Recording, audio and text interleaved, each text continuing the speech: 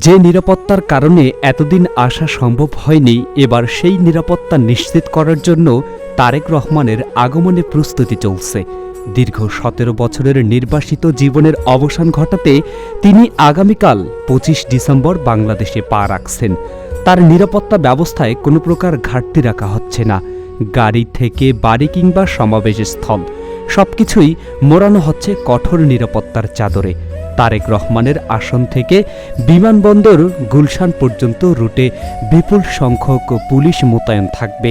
শুধু পুলিশ নয়, বিশেষ বাহিনীও থাকবে, যেমন সোয়াট টিম, বোম ডিসপোজাল ইউনিট এবং ডগ স্কোয়াড। তার বাসা ও অফিসে স্কোয়াডের মাধ্যমে সুইপিং করে নিরাপত্তার দায়িত্ব পালন করবে পুলিশ। এছাড়াও এয়ারপোর্ট থেকে তার বাসা পর্যন্ত ট্রাফিক পরিকল্পনা প্রস্তুত রাখা হয়েছে। তারেক রহমানের প্রত্যাবর্তন রাজনৈতিক অঙ্গনেও উৎসাহ উদ্দীপনা করেছে।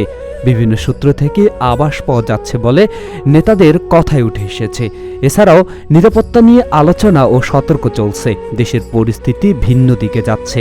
তবে সরকার ও আইন শৃঙ্খলা বাহিনীর মতে তারেক রহমানের নিরাপত্তা নিশ্চিত করা রাষ্ট্রের দায়িত্ব। তাই স্বরাষ্ট্র মন্ত্রণালয় ও ডিএমপি তারেক রহমানের আগমনকে কেন্দ্র করে বিশেষ নিরাপত্তা পরিকল্পনা গ্রহণ করেছে। তারেক রহমানের সিলেট থেকে ঢাকায় ফেরার কথা। ঢাকার বিমানবন্দর থেকে শুরু করে তার বাসভবন পর্যন্ত প্রতিটি ধাপে থাকবে special security.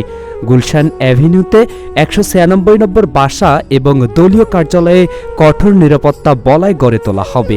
Desk report, bullet TV.